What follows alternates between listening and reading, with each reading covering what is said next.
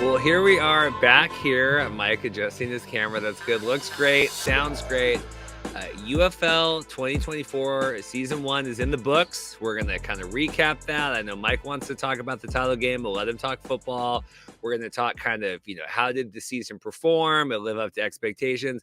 And then we do actually have a lot of plans confirmed, seemingly for Moose Johnston, which, I was parading, I kind of networking with at the bar there in St. Louis. So that was fun. So lots to talk about that, lots of intel, both on the podcast and off with that. But we have UFL Insider Mike Mitchell here. Mike, how are you doing? I'm doing well, Reed. Thank you, as always, for having me on. It'll be good. Yeah, we try to do these, mid-season and then post after the XFL last year we did, and then the USFL and then mid-season. So like and subscribe. Working on a new giveaway. I was talking about doing some season tickets. Not sure if that will work out anymore, but we will figure out a giveaway. So like and subscribe, support the channel, get us up to 4,000 subscribers. We have Jason Hussey and I are doing CFL content every Monday now. This will be the episode today, and then we'll start doing CFL guests. So hopefully here, if we get the podcast going again following this week. Mike, the season's done. Stallions. We'll talk the game. I don't want to do too much because I want this to be a little evergreen, but obviously we'll get your thoughts on that. This was really not a great game. Yeah, unfortunately for San Antonio. Sometimes for every fan in the building. For Birmingham, it was tremendous. Yeah, anytime you get to see, if you're a Birmingham supporter, fan, a believer, advocate, etc., it was tremendous. You get to see them. During the postseason, this is how good they are. They always step up to the occasion. So, kudos to them. Skip Holt, Zachary Potter, that whole team. They're going to have a bunch of players sign on with the NFL. Same thing as last year, whatever it was. It was like 18 or 19 different guys. So kudos to Birmingham. I don't want to take anything away from them. But for San Antonio, we've seen this in sports. Sometimes teams get to a championship game and they lay an egg. And the most unfortunate side of it to me, and I've been pretty harsh on him, but I'm sorry, Chase Garbers. I thought his performance was dreadful. I know you look at the stats and you go, hey, it wasn't too bad, high completion percentage, etc. But he played scared. Now, in his defense, he came back from a pretty serious injury, which is cool. And so he hurt, and then he had a wrist injury. So there was like some iffiness about whether or not he would play in the XFL Conference Championship game. He eventually did, right? So, okay, right? He's trying to protect himself. And a lot of times coaches will tell their quarterbacks, learn how to slide. Learn how to slide. Okay, fine. But in the championship game, when your team is struggling to convert on offense, you got to put yourself on the line. So if he's protecting himself for an NFL contract, and I think I said this online, if I was an NFL team and I watched that game, I don't want that guy on my team.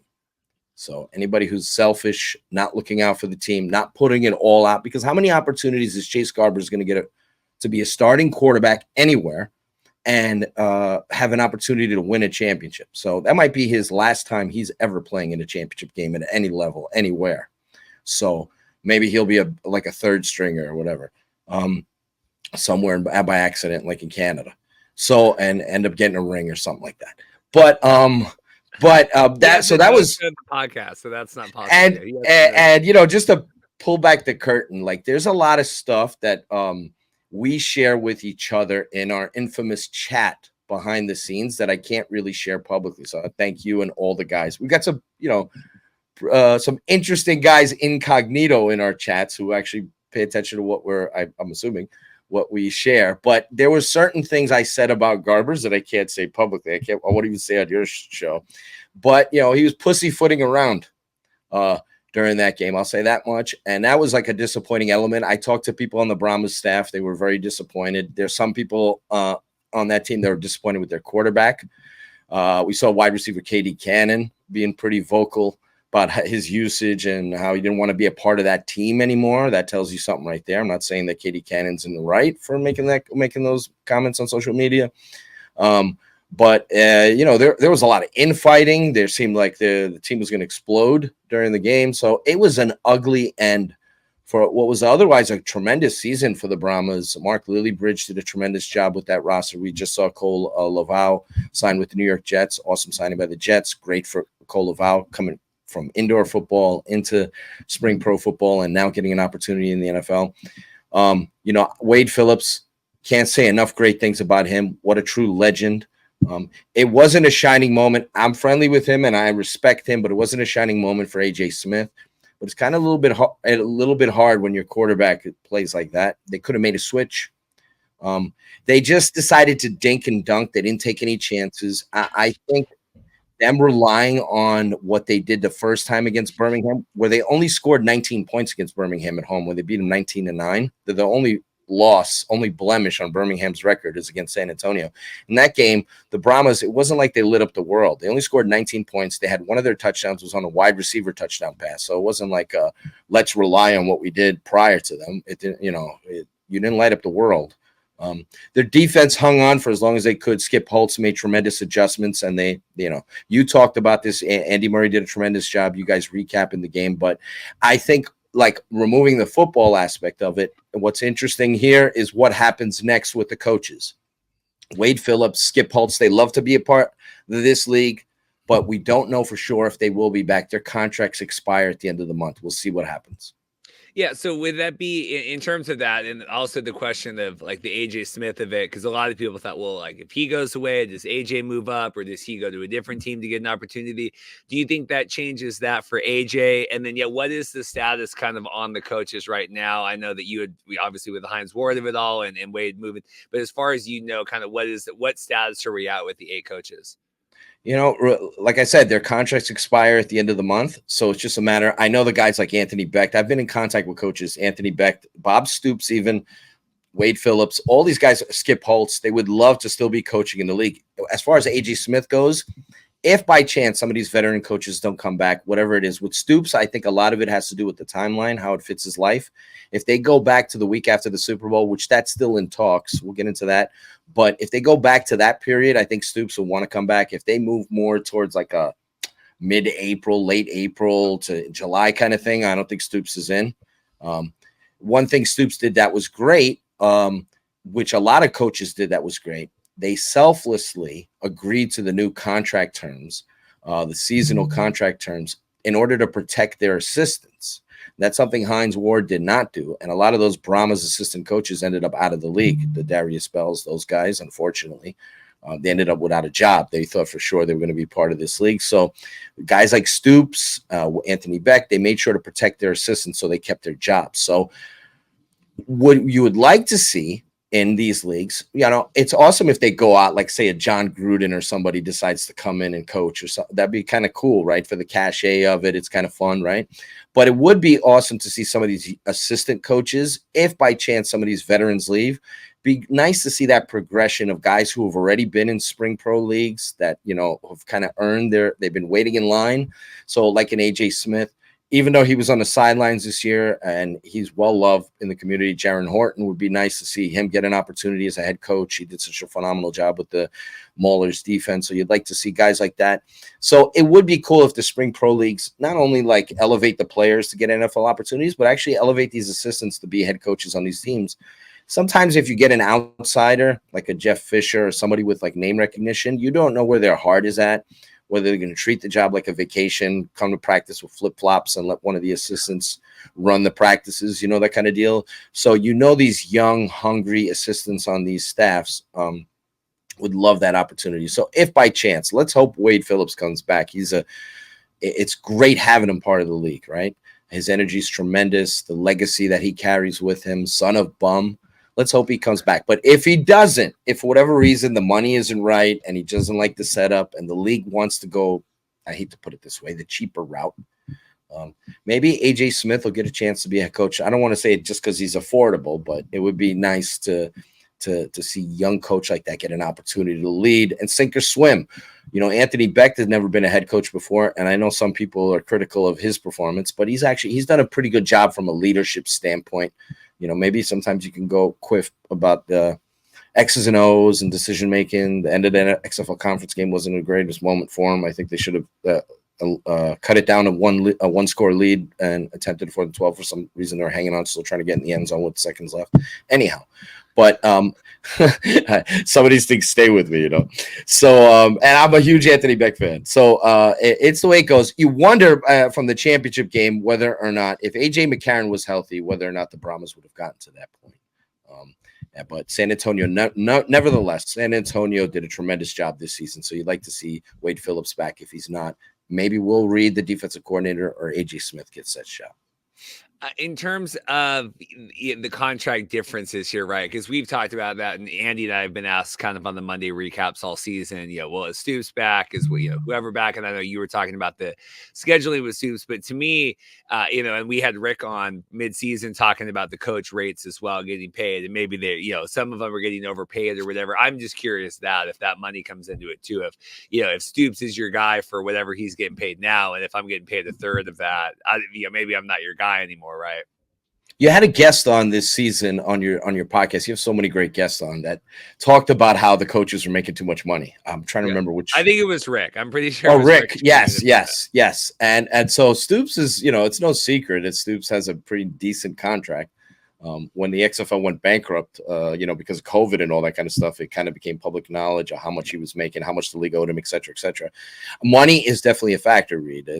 So what are these guys going to be, even if they are seasonal for just a few months, what are they going to be paid? They're not going to come in and work for peanuts. So, and, the talk was that Stoops is making upwards of over $600,000, maybe $750,000.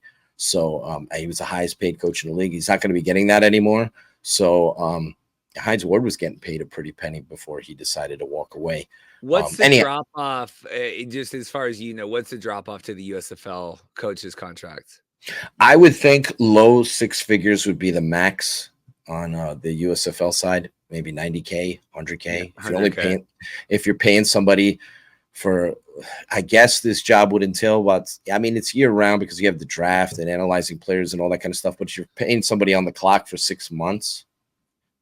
It's kind of like, the league probably figures, why are we going to pay this guy to be home for half of the year? So I would assume, I don't know with Skip Holtz's deal, he might have a better contract than, let's just say, like CJ Johnson and all these other guys, but it wasn't to the level of what Stoops got, what Wade Phillips got, what Anthony Beck got.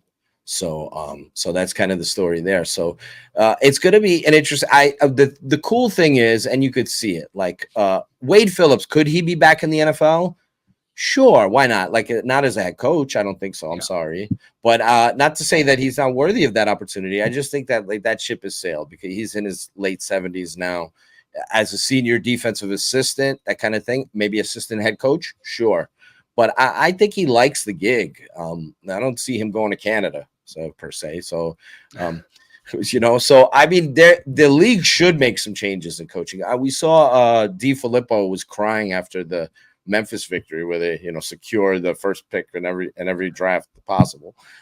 We saw him crying because he doesn't know if he's going to be back or not. He's had a very emotional story, like health wise and everything, to get back to this point. So you feel for guys like that, but. I hate to say this, I get in trouble for this stuff, but a couple of changes wouldn't be such a bad thing. You just want the right people in those shoes. Let's transition here, excuse me, to let's talk ratings, championship ratings, and then we can kind of parlay that into kind of other thoughts, performance for the season here, and then obviously move into looking to next year. 1.596 million. I think I had said over under was 1.4. I had it slightly under that. I think that this is great. In terms of being over that. Thoughts, first of all, on the championship game, obviously not the most compelling on the field, and I know we've talked about that. It was funny because, like I said, on the Monday recap we did, even some of the people I saw in the lobby were like, yeah, this wasn't a great game. I said, well, as long as you're saying it, because I'm always Mr. Negative Nancy. So as long as you're saying it wasn't, the best game. But thoughts on this performance and just kind of overall TV ratings for the year. Sure. Just tracking it, reporting the ratings every week for Sports Illustrated. The week prior, I talked, the big theme after the playoff ratings were very positive was whether or not they could surpass what the previous leagues had done. They certainly did that. When this number came in, when I got it directly from Nielsen and then the network, I was mildly surprised and then I started thinking to myself almost immediately, good Lord, what could they have potentially done if the game was exciting or close or came down to the wire?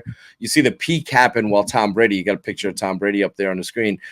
Brady was in the booth around 6:10. I want to say he stayed for about 10 minutes or so. And what you would call it, their highest peak, I believe, was in that 6:15 to 6:30. So no coincidence there. And that was a big social media moment because all the mainstream sites, as soon as Brady was in the booth, put that out on social media. Hey, Brady's in the booth, and all Well, that and kind all of stuff. the you had all the aggregators and everything, the Yeah. MLS footballs or whatever. Yeah, everyone going crazy. Ari Myrov and all these other guys that were out there that were that went. So I'm not surprised at that. The peak should have been at the end of the game, but why would it be at the end of the game when you had a game like that, 25-0, slow plotting, nearly a 0-0 first half until Birmingham kind of caught on late. So in that quarter. So I think they could have done much better. It makes you wonder. It wasn't, considering that it's Father's Day, right? Considering the time frame, which I know 5 o'clock's not that bad. It's not exactly prime time, but consider, it's whatever, 2 o'clock on the West Coast, whatever it is, 4 o'clock on Central Time or whatever. So I think in a prime time slot would be more ideal spot. And obviously, most important aspect of this is the quality of the game. I think it was unfortunate that the game itself wasn't great because, with any championship game, you're going to get some eyeballs of people who don't watch during the season. And, this is the highest rating of the year, but it isn't overly, like they had the UFL had a couple of games within that 1-2, 1-3 range, that kind of deal. So this isn't like all of a sudden they shot up to 2 million, but it makes you want to get a lot of casuals. So they got some casuals here, but I think they would have had a better number overall if the game was good. And you want that sample audience to come watch this rocking, awesome, electric game and go, damn, you know what? I screwed up not watching during the whole season. I'm going to come back and watch. I don't know if this championship game gave you that. If you're a casual guy, you probably tuned in and go, his players are not too good. Look at this guy. He's trying to protect himself. He's not trying to get first downs. There's Garber's guy, and he got clowned by a lot of the mainstream sites out there for doing that. What's the saying? Business decision, right? Yeah. So anyhow, so maybe it didn't leave the greatest impression. The broadcast is great. Joe Cladd is great. I don't know so much about that Robo Dog. That thing was wild because it was there, and then I watched the highlights after. We're sitting there in the press box, like, what is the like? I mean, that could almost be PTSD if you were like, some of those, we had this. I got to tell you, I'm not a hunter. I'm not a violent person. I love dogs, but if I saw one of those robo things in my yard, I might go get a weapon and neutralize it. It like creeped me out. I don't know. It's very strange, but I get it. But it wasn't, it's just an added thing. You saw the look on Kurt Warner's face. He wasn't exactly going for it, but so I thought the broadcast was good. It's sleek, looked great. Joe Cladd is amazing. They did such a great job with it. It's unfortunate the game wasn't great. I don't think about it for us, fans like me, advocates my whole life since the USFL in the 80s. I'll be back. But what I'm thinking about is the league's growth. So I'm thinking about how can you lure people in for the next year. And I don't think they destroyed that possibility, but they sure as hell didn't capture that moment. Not their fault. Sometimes these championship games suck. Yeah, I agree with that. I don't know if it was, if it was like blown by it, but it's certainly, and it's to no fault of their own. Like I said, I was talking to league people, like you can't. I mean, this is why I never made sense when WWE ever had storylines and weren't happy. Didn't satisfy the audience because it's like you are able to craft this narrative exactly how you want to. You can't control that, but in terms of it, just feels like like a missed opportunity. Like a lot of these, like we're not going to do the supplemental draft this year. We're not going to do this. Right? This just felt like another something could have been if this game would have been great. I'm curious your thoughts on like the Battle Hawks of it all not being there. I know we were well on, and I heard back from people that were not happy with my comments about that. But even if you had turned on the game and there was 30,000 Battle Hawks people there, I think it would have made a difference. Do you thoughts on that? And we've been asked, like, would St. Louis host again? Like, I don't think they go back to St. Louis. I feel like that was the opportunity. I'm curious your thoughts. Well, I'll say this point, right? So before I get into all that, I love your show. You've done a tremendous job in this space for 4 years, but I don't always agree with your takes. But it's important that we have different takes, right? So I think maybe you were a little bit. I get where you're coming from. Fine. You can say that. I get where you're coming from, though. I know that the league sources I spoke with, they had they felt that they were going to have at least 45K in attendance for that game. Had St. Louis made it, I believe they would have been in that neighborhood. No question about it. If they, I get it. Look, with this league, I'm a fan for the entire league. I want the league to exist because it means thousands of jobs and opportunities for football players, right? So I don't have a team that I root for per se. So I'm rooting for the entire league. But I get the fandom aspect of it. I'll just say this. I know this is like a fairy tale world thing, but like if I had tickets to the Super Bowl at MetLife and the Jets had gotten to an AFC Championship game, I realize that's fairy tale stuff. Yeah. But if they had gotten to, I mean, it's been however many years. They did it 2 years in a row, Rex Ryan, but that was like 70 years ago. But anyhow, but if the Jets had gotten an AFC Championship and they lost in bitter fashion and not gotten a Super Bowl, I'd have a hard, from a fandom aspect, I'd have a hard time going to MetLife and watching, say, I don't know, let's just say the Bills beat the Jets. Watching the Bills win a Super Bowl. I'd root against the Bills likely if I went there. I know that's petty. So when Battlehawks fans were in attendance booing Wade Phillips for the game, as a fan, I get it. Taking off the journalist cap, the writing cap, all that. As a fan, I totally get it. For those who didn't show up, I get it. I can tell you when the Jets lost to the Steelers, when the Jets lost to the Colts in the AFC Championship and they didn't get to the Super Bowl, it was kind of a fairy tale year. They won 9 games that season, and they fell short against Peyton Manning and then Indianapolis. I watched the Super Bowl with the Colts the next week. When the Jets lost to the Steelers that next year, when they went and they beat Brady and Belichick in New England and Peyton Manning in Indianapolis, when they lost that game to the Steelers, I didn't watch a Super Bowl. So, and that's the first Super Bowl I hadn't watched in a long time. And that's my fandom there. So I say that to say that I understand if any St. Louis fans, this shows you how passionate they were about the league and their team. I understand. About their team, not the league. Right. But of course, but like they've already proven, like St. Louis, I'm not saying the entire city of St. Louis, but St. Louis has already proven that they're in on this league. Like nobody should get a pass, right? But if we're gonna like rank the fan bases, who's most invested in this league, you're kind of like St. Louis above everybody else. I'm sorry. This is the most beloved team in spring pro football, most beloved team we've seen in this concept for a long time, right? So I mean that's just kind of the story there. So I'm a little hesitant to be harsh on them. Now, whether or not they'd ever come back to St. Louis, we knew this was a possibility that like if St. Louis gets there, they're going to have a chance to beat the modern day spring pro football record. I know USFL in the 80s, CFL in America had some Baltimore Stallions had some hugely attended games, but we're talking 4 or 5 decades ago, right?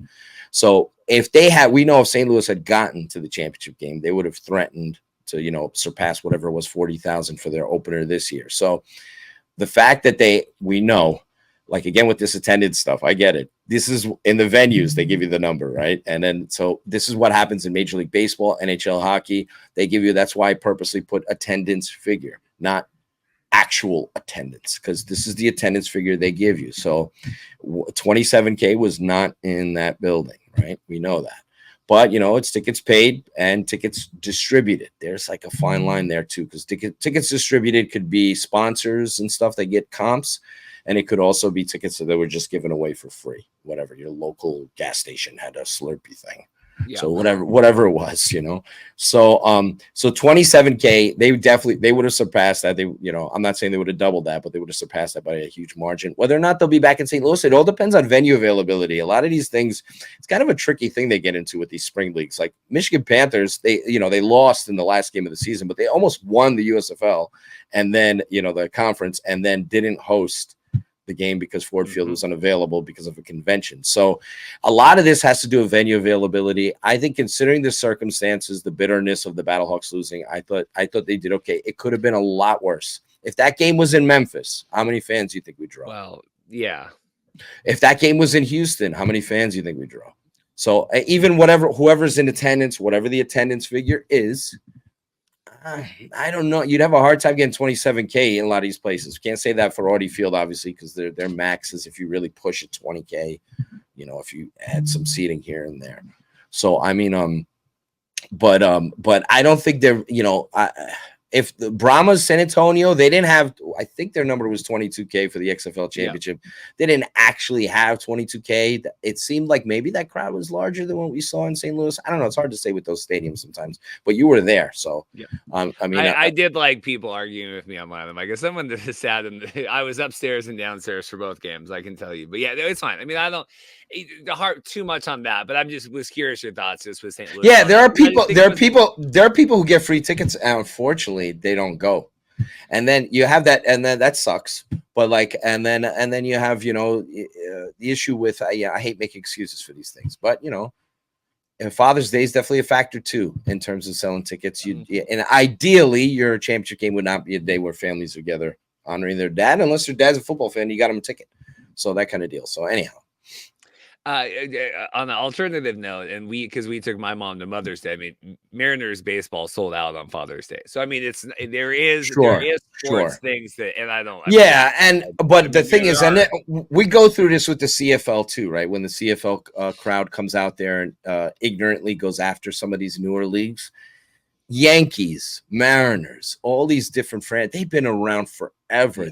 It's like a built-in institution. There are waiting lists. Yeah. Over generations for these leagues have not been around for generations. They've not been around for decades to build up that popularity. They're not at the level. I hate using the term, but these are considered minor league. This is considered a minor league because obviously the NFL is a premier league. They're above everybody. But so in comparison to the NFL, this is a minor league. I don't like that term. But I get it if you're going by that definition. So yeah, the Mariners do well on Father's Day. The Yankees do well on Father's Day. The Mets do well on Father's Day. The New York Rangers in hockey, they do well on Father's Day. Whatever franchises are out there that are established and been around for 30, 40, 50 plus years. Yeah, Red Sox do great on Father's Day. It's a little bit, these leagues and these teams are still in the early stages where it's not a must see. They're an alternative maybe option. They're not we gotta go see the Mariners. They are like, maybe I'll try that out. And then it has to fit into, until it becomes a smashing, like whatever the fever with Kate and Clark, where now the ticket demand is, let's go see it. It's an event. They haven't reached that point yet. They're still planting seeds and trying to grow. Last question on that, or I guess here, let's move into, I'm just making time code notes. In terms of overall, I think the execs have to be really happy this year, right? I think in terms of TV, we saw a lot of growth. Obviously, the football was good. We expected that, the championship game aside. And like I said, you can't kind of control that. But thoughts here to kind of round out this part of it, and then we'll move into next season. But, what do they think? Because my only hesitation, and I'm always the one with being hesitant, is, we saw these TV games this year. You're not going to see again next year, especially moving games to Friday, unless you really, really make a marketing push on that. So I guess before we move into next year, what did your sense of how people felt both on the field and off the field for this year? Sure. Like the expectation level was that the ratings were going to go up. And that's something I wrote about, talked about a million times. The more games you have on big network television, on broadcast network television, the better your ratings are going to be. I mean, the XFL last year, it's crazy that they had, the same regular season numbers as the USFL, or a little bit better. And considering the fact how many, they only had 6 games or 5 games during actually 6 games, whatever it was, during the season on ABC, which, by the way, they averaged over 1.1 million viewers on ABC the entire season. When they were on there, they had good ratings. So the fact that they had so many big network games through ABC and Fox, by default, the ratings were going to go up. So I'm not surprised at all. And then, of course, they averaged, I want to say it was 945,000 on the big networks, the broadcast networks. Cable, I think, was 630 or something like that. Overall, they were 830, right? So when you combine cable and the networks. So I'm not surprised. And then nobody inside the league should be surprised at the year-over-year growth that they saw. And whether or not they can carry that into next year, that remains to be seen. I just wrote an article about the attendance at Sports Illustrated, how it was down from the XFL in 2023. Not by a lot, but it was down. right? So it was like about 1,000, it factored into about 1,000 fans per game, but that adds up, right?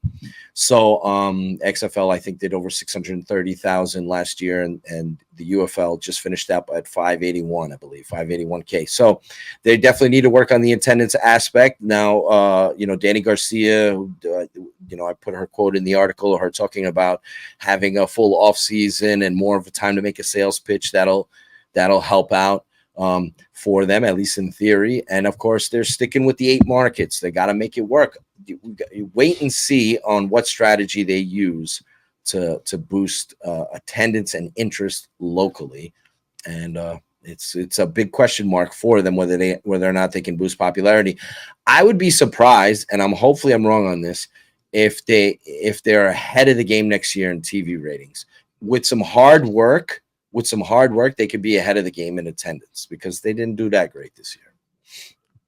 In terms, it's just funny here with this article. The XFL homer in me would say, well, it's because you subbed out some of these. Cashman Field that was mocked for 6,000 was celebrated for 6,000 in Memphis. So like, there is some of that where I think you subbed out for poor XFL home markets outperformed, presumably the 4 home markets of the USFL for that.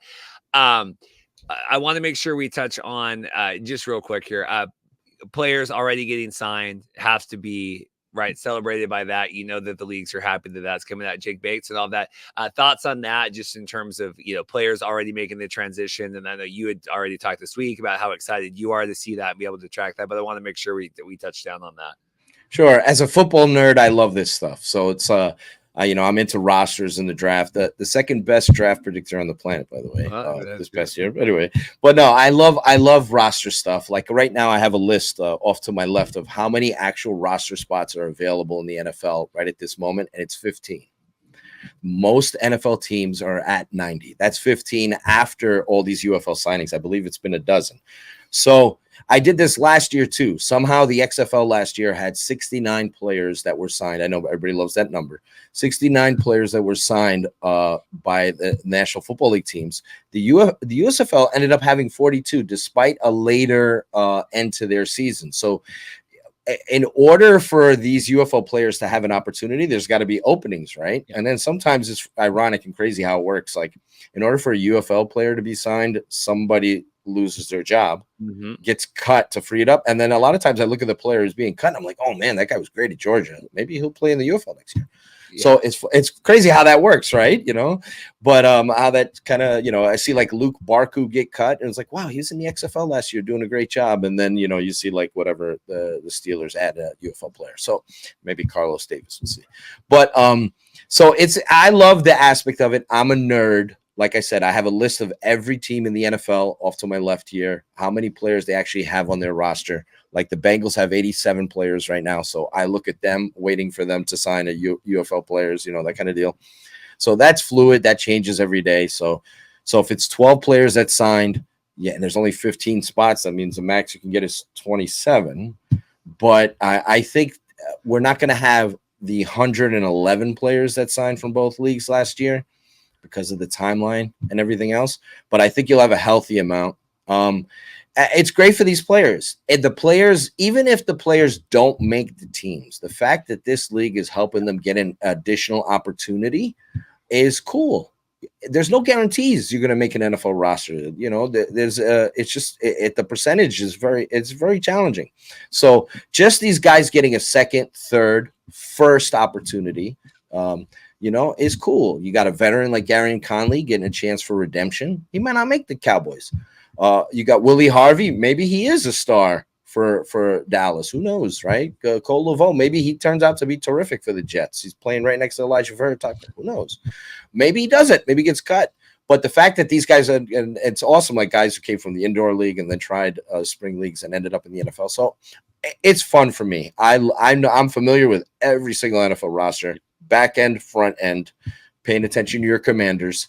So I'm like looking at potential players that they should sign from the UFL. They've already worked out a bunch of kickers and all that. We'll see what happens with Ramiz Ahmed. So it's a fun aspect to this, and the people within the league are so proud of when NFL teams sign these players. They feel validation. If you're a GM like a Zachary Potter or a Von Hutchins, all these terrific guys, Mark Lillibridge, who did such an awesome job with the Brahmas, right? He's got so many former NFL draft picks, Marquez Stevenson's, Anthony McFarland, who should be on an NFL roster. If you're these guys, you know, Dave Bowlers, you're proud of it. Speaks to your work as a GM that you were, and then it speaks to your coaches, how good of a job Kyle Kasky did with the Battlehawks with guys like Jacob Sailors and Wayne Gallman playing special teams and balling out. He also coaches special teams. So when he sees a guy like Sailors get a chance, it's funny, like with a lot of these guys, like I you know, in NFL circles, like the fan bases and the media celebrates all these undrafted signings. And then they're like, oh, look how great this is. Look at all that. And then as soon as they're cut, people forget about the player. Yeah. And they don't even think about him. And that's why with Jacob Sailors, he got $10,000 to sign with the Cincinnati Bengals out of East Tennessee State. He didn't make their team, impressed enough to land on the Falcons practice squad. The Battlehawks bring him in. He has a great season, and he's back in the NFL with the New York Giants. Now he's getting another shot. So, I mean, so we'll see how it goes. But I think it's awesome for guys like that, Sailors or Conley, or whoever finds their way back in. And for the UFL fan, the diehard, it makes the preseason games and training camp more interesting because you're paying attention to how these guys do. And you hope they end up like a Donald Parham, who's going on like his 6th straight season in the NFL. The PJ Walker somehow still surviving. Going the Elijah Campbell's one of the best special teams players in the NFL. He played for the DC Defenders back in 2020. He's still in the league. He's played with the Jets, Dolphins, etc. So you root for these guys, and it's a testament to the value of these leagues when, you know, the Brandon Aubreys, Cavante Turpins, Young Wei Koo's, D. Ernest Johnsons, all these guys, because of their playing in these leagues, have been able to carve out extended pro careers. Well, and that's why, and I think that it's great. But you know, when you boil down the numbers, and we saw, you know, the players getting on and who actually sticks. I mean, I think it's tremendous. I think that's why this needs to be one of 17 messages promoting the league and not the message promoting the league, because, you know, that's, I think you get into that. And I think even last year with the XFL, and then it's like, oh, we had, you know, one guy or two, whatever it was, that actually stuck when all was said and done. When we, you know, and I know things change throughout the season and all of that for the NFL, but like, that's why you can't build your entire marketing push for the league around like, look at all the players we get. And then, yeah. And then, like you said, the second that, you know, they get cut or whatever, then it's like, oh, okay, well, hey, we got them on, that counts as a signing. So looking here, general consensus, would you agree, happy with everything given the circumstances this season with the truncated offseason coming together, the late merger and all of that here? Like, it feels okay. We're kind of, I don't know, if not that this season was a punt, but almost just like, well, we just tried to get through this year, and now really the focus is that kind of what you're sensing the focus is. And I want to kind of start curtailing this now and looking towards next year, like maybe this is UFL season 0.5 and then next year is going to be 1.0 or what? Like, was this a beta season? I don't know. How do you view it? Kind of had a look. Yeah, it's a good point, Reed. It kind of had a beta feel to it because of the short time frame, the dispersal draft, which is fine. I think it lends itself to them potentially being better next year. They'll have more time to sell tickets on the football front. They'll have more time to scout. They can actually do things in unison now instead of just like taking a dispersal draft where you're divvying up players from non-existing teams. Now you can actually have multiple drafts. You can do a lot of interesting things with the league. You can do full-on scouting with the showcases. Everybody's working together. You know, late in the process last year, USFL teams were still conducting business as if they were, you know, the Generals and the Stars, all these guys signing players. You know, conducting as if they were pushing forward and they're going to have a standard season. So now they're all together in on the showcases. And, you know, I've reached out to the league asking about another potential combine. It's possible. Last year there was a centralized combine. People forget that stuff. The rookie draft the XFL had because this whole merger business came on down the road. So they have a chance to be a better football product because they have more time and preparation. They need to iron out what they're going to do with the coaching staffs and figure that all out. That part of it, the GMs, the front office. Hopefully everybody's back in play. I know a lot of people want to come back, right? So the sooner you have that worked out, the better. But I think the broadcasting product, and I think they can do a better job if they put in the effort. I'm not saying they're going to knock it out of the park, right? Because some markets may not embrace the league, but I think they can do a better job with attendance if they have more time to sell tickets instead of like a week before. Or I think they can strategize it, whether or not they take the correct steps. That remains to be seen. But whether or not they implement a proper strategy to be more popular in these markets, or at least get noticed a little more, so that it takes time. If you want, Russ Brandon and other people have said maybe had a little too much red wine. I've said things like this is going to be a forever league, but they generally feel that. We'll see. But it takes, in the early stages, it does take time. It's not, some of these places are not going to be an overnight success. So now transition here to season 2, right? And so obviously, so we had, and it was funny because this came out, I think it was like Monday. We were kind of, I'm reading there and I'm like, okay, Daryl did an interview. Okay, who is this? Okay, Eric, because he works like it's part of it. With the, if I could get this thing up here, like Works Fox, works NFL. yeah, I but reached he's at out to Eric. ESPN, Yeah. Tacoma News. Anyway, so I'm like, okay, who is this? Anyway, so I'm like, okay, well, he's with Fox. Again, this is the kind of thing where missed opportunities. I would think in a different world, you could have a big announcement an announcement of like, we are excited to be back for all 8 cities next year. We're making strong efforts towards this. This is a plan. This is what we're going to be, as Russ Brandon told me when they announced the XFL hub 2 years ago, like we're going to be the first people into the markets. We're going to be the last people out. But instead we have this kind of in a line on the foxsports.com article, like, we're going to be back next year. We're concentrating on that. Thoughts on it? Kind of, we've expected this, and there's been rumblings of this similar, kind of talking points, but kind of came out like this, and here we are. There's not going to be expansion next year. Like, we're just rolling with the 8. Like, thoughts how that came out? Sure. The announcement is a tough one because how do you spin that as a positive? Like, how do you say to the people, we're not expanding? So those teams that we, abandoned, put on pause mode, we're not bringing them back. And how do you say to some people who are vocally critical about some of the markets that didn't do so great?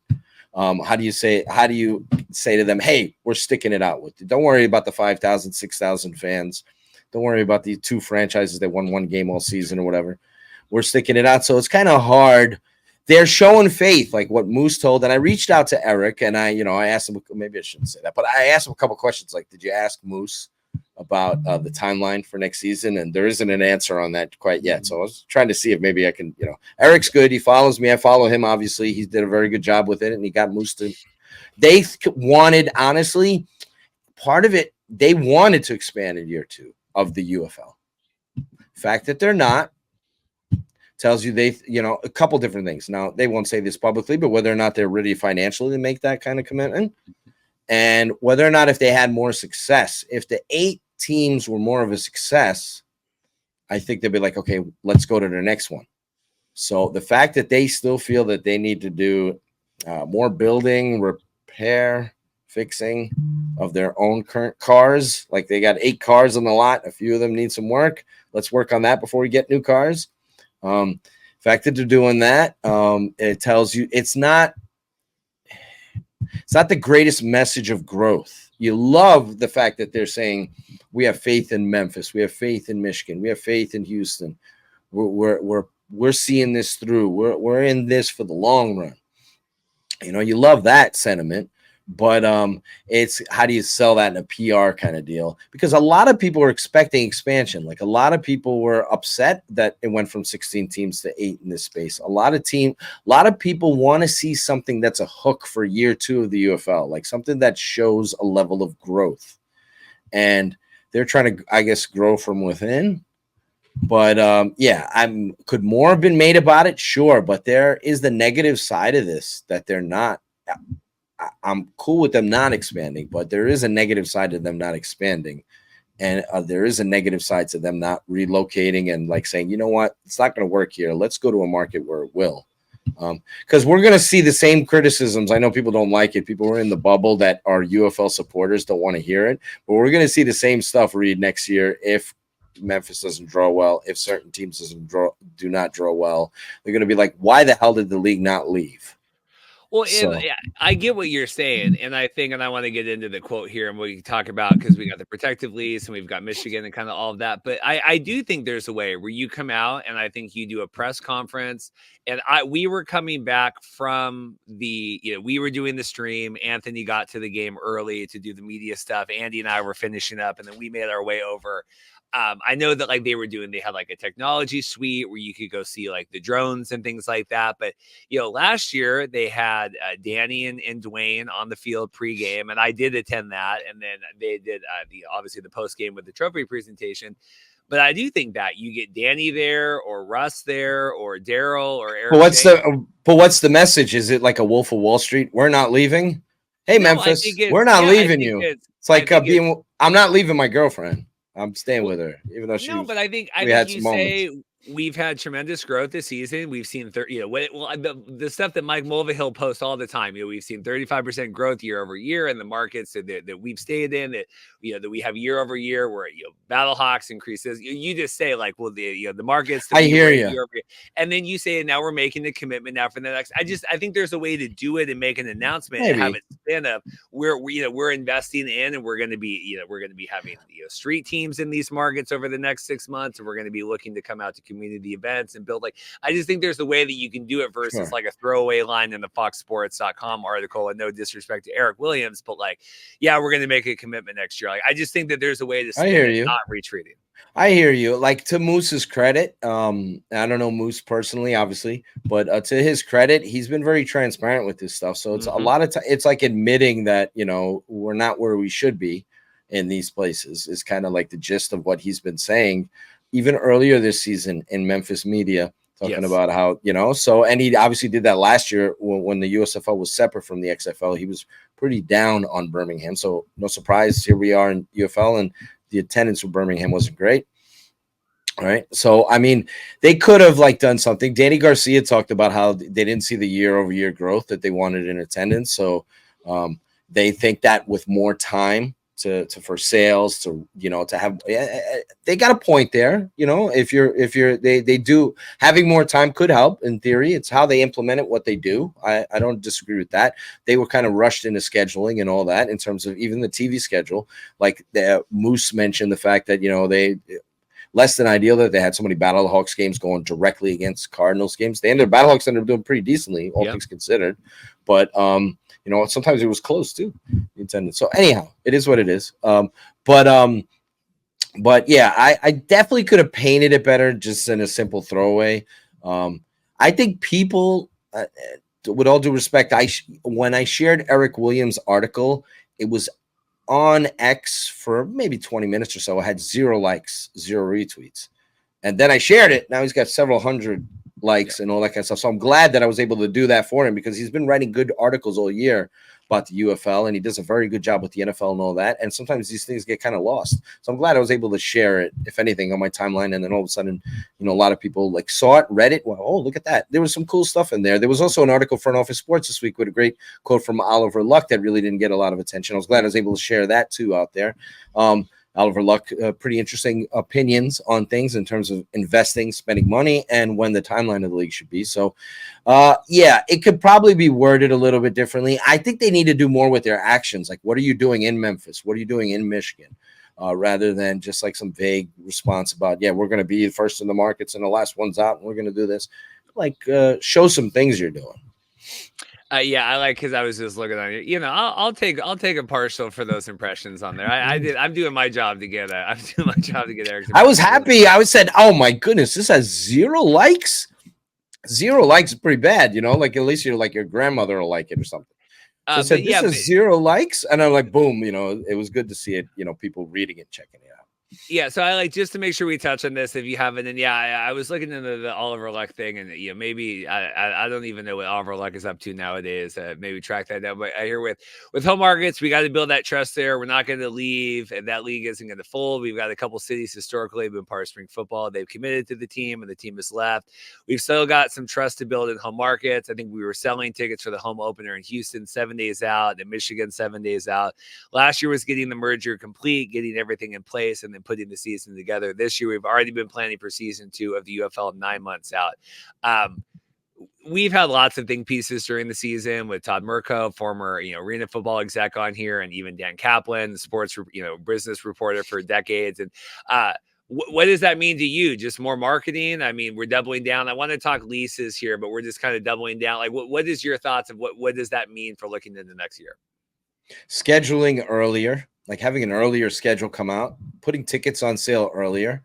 And then whether or not they do this remains to be seen. Whether or not they want to put resources in having actual sales teams working. When they doing seasonal employees, that makes it kind of difficult, right? Mm-hmm.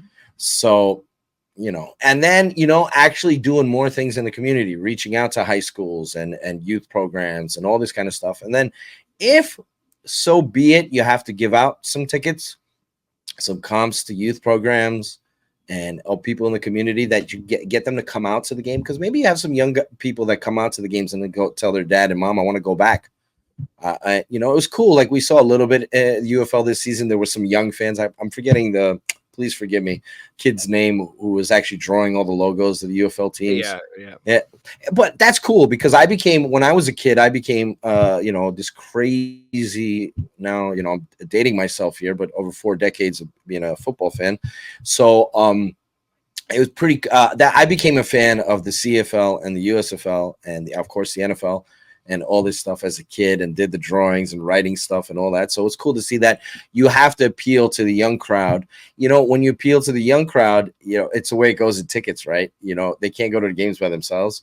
So like, this is why like Disney and animated stuff, all this stuff exists because instead of getting 2 adults coming to your game, you got mom and dad bringing a bunch of the kids.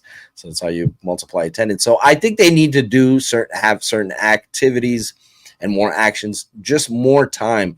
They were late to the finish line. There was a couple of hangups in terms of the paperwork they filed with the government for the merger. It wasn't clear cut. They had to come back with paperwork in order to get the merger pushed through. So, and there was a time where and I was on your show, so and I know it's funny, people think they have receipts and stuff, but there was a time where this league was actually going to have 10 teams. But they decided on 8. So that was like at the end of the run there. They just didn't have enough time to even go beyond that. And the hope was that a year or two, they would have more teams, but I don't think they feel they're sound. It tells me that they don't feel they're sound enough at their base to start branching outward. And so, and then we'll talk about leases in a second, but that's also a factor in all this. So we'll see whether or not that changes the game plan, what Moose is talking about, what he told Eric Williams. We'll see. Yeah, let's move on to that. So I guess it's year 4 now of the USFL teams, right? A lot of them here, year 3 of some of the XFL. We're seeing lease issues, or not lease issues, but Protective Stadium was on a 3-year lease, right? We're talking Detroit. We looked that up beforehand. Mike with the Alternative Football Network talking about the Detroit Lions kind of lease being up. Do we do any moving around there in terms of like Birmingham and Detroit, or I know Houston? We're talking in TDECU, like where we stay in the markets and we're moving venues. Any thoughts on any of that? You got to look at all options. So like, a lot of times, people don't focus in on the fact that some of these venues with the league, like the XFL had a very good deal with the Dome at America Center in terms of percentage of ticket sales beyond a certain point, etc. So where they actually exceeded that and were able to profit. You promise. So I don't know what the specifics are with Ford Field, whether or not, obviously the attendance hasn't been great there. They had some moments, but for the most part it wasn't great. So I don't know if they're going to stay. The lease is important. Will they look at alternative options in Michigan? They very well could. They got to make that decision relatively early and not let that stagnate and go on. And not like with Vegas, we saw with the Vipers, where they didn't have a location for the longest time, and then they announced Cashman like almost and they looked at like Bishop Gorman and all this other stuff, all these other alternative options there. So they didn't. So if you're gonna make a move away from Ford Field or whatever, you need to do that as soon as possible. If you have to not wait until the umpteenth hour, you got to get these deals done way in advance, so you can set up scheduling and all that, and then you can sell tickets early. I don't like the fact that tickets are sold so late, in the process. That doesn't help.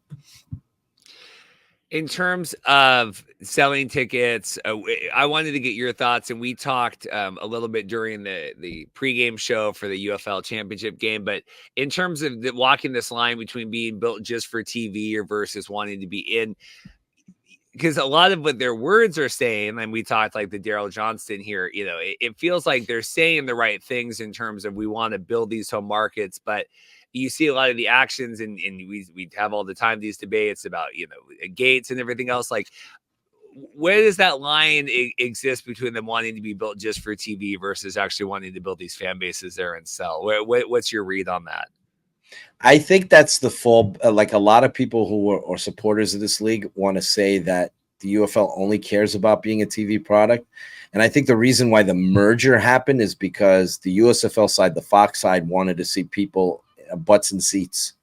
They wanted to see attendance improve. So they don't want to just be a TV. Of course, that's important for Disney, for Fox. They like the fact that they own a league. They don't have to pay a rights fee. And they've got this like relatively, and pro football is not cheap, but relatively affordable programming, so and they don't have to pay a rights fee for it. So they want to be more successful than they are. So I think this, like I've said it a million times, like on your show and everywhere else I've ever been, this merger bought them more time, and they have a respectable floor. They've done a good job with TV viewership, but I think they think and they would want to do much better than they have. So I think it's, can they rope in more sponsors more than just Army? That was great. Army gave them $10 million.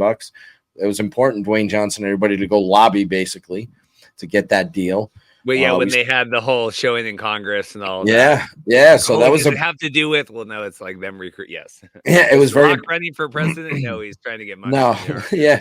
And it helped having The Rock for that, right? As salesman, that a lot of those people, they were happy to, rub shoulders with a movie star, athlete, etc. So they need to rope in more sponsors, and then that helps with ratings. The championship game rating didn't hurt. You can point to their year-over-year growth. Fox and Disney, they're happy with the product. They think they see the potential of it right now. Whether or not they can get to where they can create a new ceiling, where this can become a hot property in the sports world, I think a lot of that's going to take them attracting more casual fans. They haven't been really accomplished that yet. There's still a lot of people that are unaware of the product. They don't know it exists, or there are many who know that it's in the periphery, but they don't care about it to even watch. It's not on the radar. They don't care. They're more interested in NHL, NBA, established leagues. Why would I want to watch that? So that's kind of the story. So how do you convince some of those people to watch your league? And so that's the potential of these leagues. I think Spring Pro, I know a lot of people that in the community that, write about the NFL that don't watch this league. And I would I try my best to do the sales pitch. Like, you really should watch it. Games are fun. The league is great. There's so many cool players. My goodness, this, that, and the other. I'm like, I can only imagine, like me as an NFL fan, if I could watch a Jets game where Robert Saleh was mic'd the whole game talking to players, good Lord. Like, if NFL, I don't think they'll ever, maybe they'll enter it, who knows? But if NFL ever entered the type of access that you have during UFL games, because these players, like for the casual fan, casual fan doesn't really know these players. But if you're watching an NFL game, and all of a sudden, and Jaden Daniels on the sideline and him and Terry McLaurin are going at it, whatever, or Dan Quinn's yelling at his defensive players, and I mean, you're seeing all that stuff. Because we're playing so good, right? He's right, or he's fired up, he's happy. So, but these, I can't even imagine how people would be blown away if you just took one NFL game and did what the UFL does, just one. And I don't know, like, people, I think we're kind of spoiled. People in the UFL space are like, it's like, we're used to it by now. We've seen it for so long, but it's like such a cool feature that. So anyway, it's how do you get, and then, how do you brand these players? Because a lot of people, it's unfortunate. A lot of people, there's still a lot of ignorant fools out there that think these players are some kind of weird semi-pro guys that hang out at the bar. So it's not all these All-Americans in college and SEC guys and former NFL draft picks. Over 90% of the players in the league have professional experience. All that. Got young players too. They've been in NFL camps. They just haven't had an opportunity to break through and get playing time. So they're getting that chance now. So how do you attract because the problem with the minor league and the G League thing is, sure, everybody says, the NFL needs a G League, but people ignore minor leagues. Mm-hmm. If people think, if people think the outcomes of the games don't matter, that's that fine line the UFL has. It's like it wants to be a great partner in the space, and it likes to promote the fact that their players are going to the NFL and that they're trying to get to the NFL.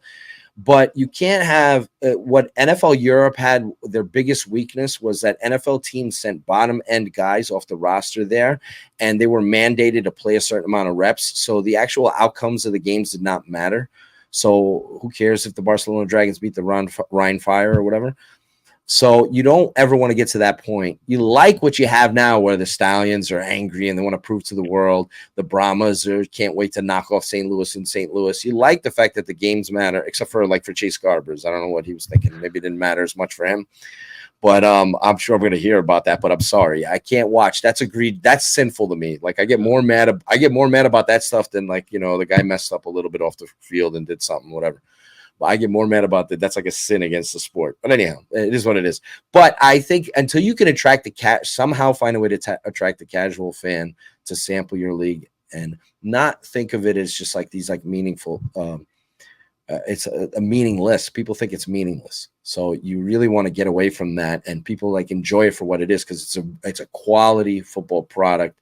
It's fun to watch. Once you get into it, pick a team, get into it, you can really get into these leagues. So hopefully it comes a day where it's going to take time before you build up trust. And that's what Moose and these guys are talking about, building up trust in these markets. Last couple here we'll round out. I appreciate it. Extended here as always. We asked this on the stream, if anyone missed the UFL pregame, stream and all that, but the end game for the UFL here, what is the ultimate end game? And I know you were just talking, that's what kind of brought me back to my, mind of wanting to be the minor league, wanting to be what I don't know. I mean, what is the kind of the future here? Because you want to market the players getting into the NFL, but you want to market that's an alternative, and you want to focus on sports betting. I don't know. What in your opinion, what is kind of the end game for the UFL here as we sit going into season 2? I think they want to be a viable pro sports league that lasts, that has the same kind of sponsorship and attention given to them that other leagues, similar leagues have. They want to fill that craving that football fans have when the NFL is not around, when college football is not around. They want to be a viable league like the MLS. They want to be around forever. They want the league to. I understand. So business wise, we'll see. As far as sponsors, investors, you got to make money. You got to create revenue streams. The arrow's got to be pointed upward. At some point, you got to see more growth. But they actually want to be a viable, a spring. There is no other football going on during the spring. You know what I mean? I know there's indoor leagues and all that. I understand that. And you have other leagues that are popping up. European League of Football is doing a very good job. So I'd be careful when I say that. But I mean, there isn't an NFL-like property when the NFL's away. So they want to actually be a legitimate, like what MLS is. They want to be a legitimate league that has a strong base that follows them. Even if the UFL sometimes does better ratings than other established leagues, those leagues already have built-in sponsorships, built-in fan base, all that. The UFL has a hard time, as any most upstart leagues would have, is making inroads in that vein. But that's their end game. I don't know, and I got a little bit trouble after I got off the air with our pregame shows because I questioned whether or not Redbird is in this for a long haul. I had that was my follow-up. Yeah, I had somebody Redbird come out to me and say, Mike, we're completely in on this, and I'm like, I don't know, so it's a little tough. I'm unsure of it because you say all the right things, right? And they don't have to be front and center with everything they do. Jerry Cardinal and all that. They operate behind the scenes. They have brilliant people who work for Redbird Capital. I know. But I sometimes, with the history of investment firms and all that, they don't have a tendency for long term. A lot of times what they do is they get in and they get out, and then they move on to the next thing, and then maximize the investment and then make their move. Whether or not they see the potential for a max, everybody who's ever tried to start a spring pro football league has seen, oh my God, what if we were like the NFL? Oh my God, if we had owners and franchise, the kind of sponsors we could have, Budweiser, McDonald's, all these, because they don't have anywhere to promote. There's no NFL going on. NFL can't be year round. No matter how much they try, the NFL can't be. They're going to stretch it as much as they can, but the NFL can't be 365. These players will die. If they played, they can't play 162 games a season. They can't be done. So the reason why it is only 16 games or whatever. So I think Redbird with Rock, Danny Garcia with Fox, they're they have high hopes for this, but I wonder if they don't see the light at the end of the tunnel, if they don't see a potential higher ceiling, whether or not they just gracefully get out of it. Well, and that's my thing. And just to kind of round out, like, all season, and we've seen, very varying support, right? And The Rock putting out some tweets, and it was even, I think it was during the playoff games, and he's like, this is why we bought the UFL, like there's some of that. I know Danny was at the, championship game, right? But it really struck me as we were at the hotel, and I don't want to, like, but there was a lot of Fox and UFL people there, right? A lot of executives. And it just kind of struck me of like, and I understand that Danny's got a lot of projects and a lot of things going on, and The Rock wasn't there and all that. But like it felt like Danny was in and out, right? Where a lot of those guys, men, women, everybody was there celebrating, hey, we completed this and we made it through this, and congrats on the season. And it was just interesting to me of like, well, here's a whole piece of the pie that's just in and out. And I understand, and there's people have other things going, but like you would just think for even an hour that you would be there and celebrate kind of this thing. And I'm not saying that they don't feel tremendously proud or that they did celebrate in their own way. It just struck me as interesting. Like, here's 80% of the executive branch here of the government, and then you have the president's out already. Like, it just felt, it was just a little interesting kind of vibe to keep an eye on. Yeah, Dwayne's very busy. Danny Garcia really loves this concept. Like, she's really like, I know she took a lower profile this year. We saw her all the games, but Danny Garcia is really happy. Like, so she really believes in this concept. She really wants this to work. She's this is her baby, because this whole thing, the XFL doesn't come out of death, bankruptcy. If it wasn't for her spurring on Dwayne to come aboard, and then Redbird being lured by the fact of the whole Dwayne Johnson kind of thing. Yeah, let's do this. So Danny is the reason why the XFL really came out of bankruptcy. It was funny because Fox was luring near the property too, and Fox's commitment towards this, not bad when you think about it, right? Because I know people have a hard time with it, especially now. I'm saying this after I had the, I wrote about Eric Shanks and the whole deal with the Fridays and UFL games going to Friday. So they have a hard time believing this. But I will say this for Fox. They were obviously in on the XFL in 2020, did a good job with it there. We know what happened there. But then they did this. They actually aired Spring League games on Fox, right, in 2021. Followed the whole season, wrote about it, all that, even the ratings. It was funny comparing that to this. Yeah. And then, of course, so 2020, 2021, 2022, 2023, 2024. Fox has been a part of it. Like, Fox has been in it. I'm not saying they're going to be in it forever, but maybe. But they're really into it. So I don't know about Redbird. I don't know. So, I mean, you got to prove it to me, because I've always been skeptical, not of their track record. Or the success they've had. I'd be foolish to criticize any of that. They've, Yankees, Liverpool, all this stuff. They did great working with LeBron James. I know, billions of dollars, right? I get it. But I just wonder, like, how invested are they in this being a forever property? How invested are they in like putting in the effort and the money? Yeah. In making this, like, you weren't going to get to, you're not going to get to where you want to get to without putting investing and putting more money into it. And then the reason why we've gotten this far with all this with Fox, in a sense, is because they haven't gone crazy with the spending, which is good. But at some point, you need to be a little bit more strategic, and you need to swing for the fences. They don't want to strike out, which is a good thing, right? You don't want to strike out and go under and go in the red. But I also think, like, at some point, they're going to look at the property and they're going to say, okay, what are we? Are we ever going to be any more than what we are?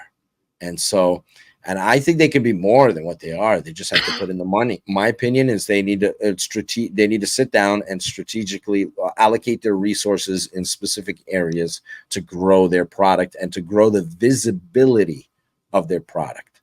That's the biggest hurdle they have. It's not the product itself. It's actual visibility. There are people that were, like, on social media going, oh my God, there's a UFL championship game going on. Like, what? Didn't their season just start? How long is their season? Is it 3 weeks?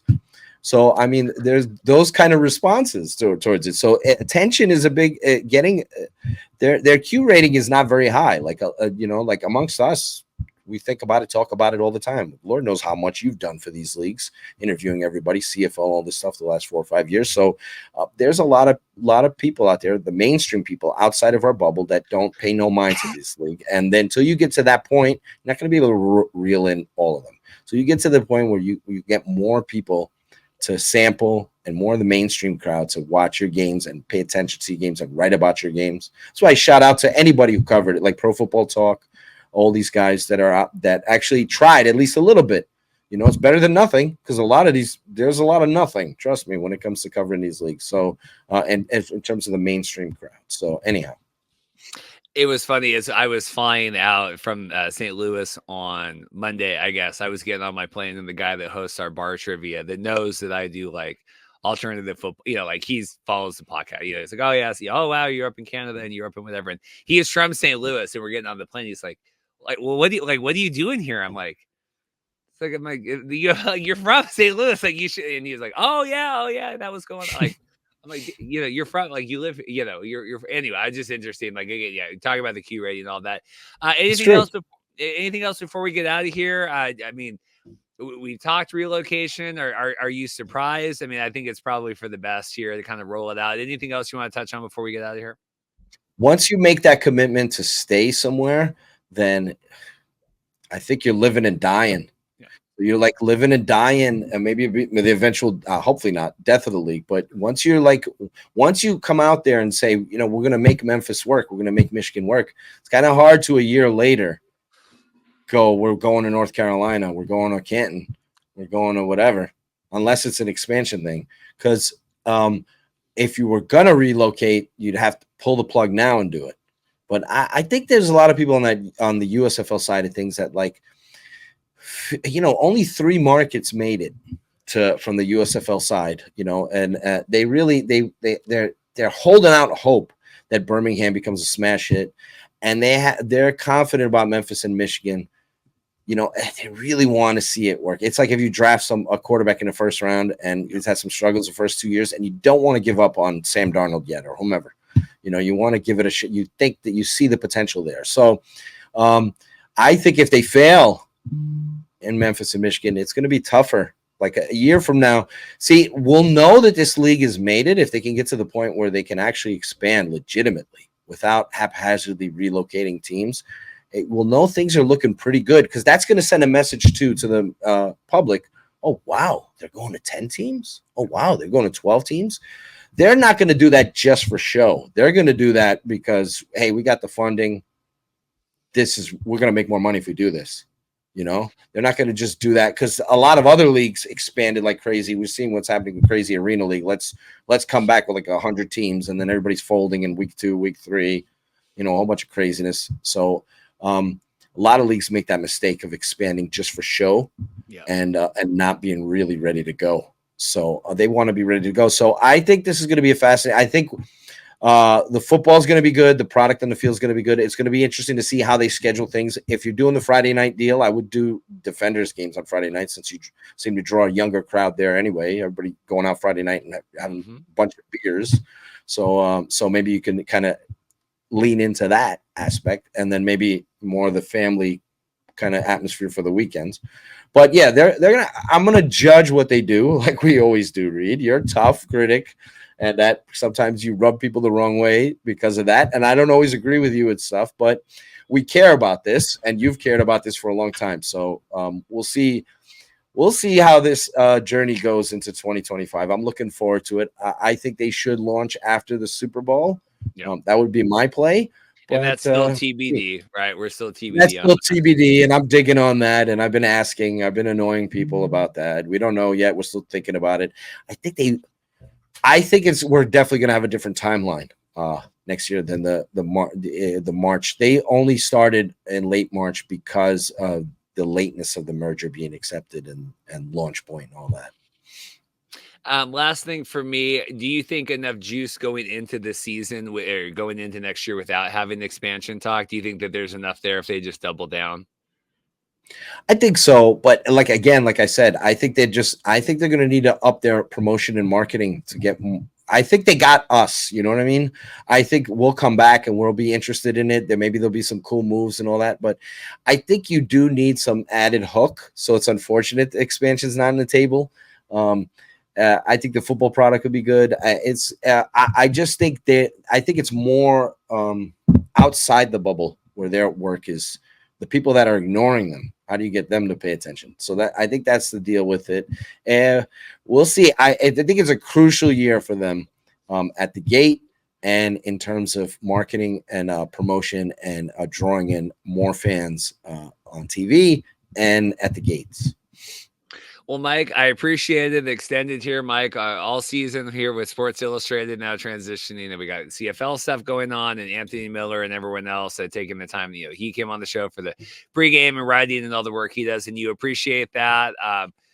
We'll see. Like I said, I would give the league probably a B plus, right? I don't know what would be your final grade for the season. I think there should be a lot of optimism. I just still hope the words now going back into these markets so you go along with that. I guess what would be your final rating for the league for this season? Yeah, I grade them on a curve, and then there's different grades for different areas, but I think B plus is fair, maybe A minus. I'm like before the season started, there was modest expectations for them attendance wise because of the timeline they had. We knew their ratings were going to go up, and they did. More games you have on broadcast network television, the more eyeballs you get. It's as simple as that. And then so if you're on FX or ESPN2, you're not going to draw 1 million viewers. I'm sorry. It'd have to be a really special event. So anyhow, I would, I think B plus is fair. Sure. Well, here we go. Like I said, like and subscribe. I'll play the outro here. We'll get out of here. Full Mike episode. I appreciate it. We'll see. Like I said, Jason and I will be back. We'll figure out, I think, Monday for the CFL recap, and then we'll figure out what we got going on here coming up in the future. We'll see you guys. Thanks.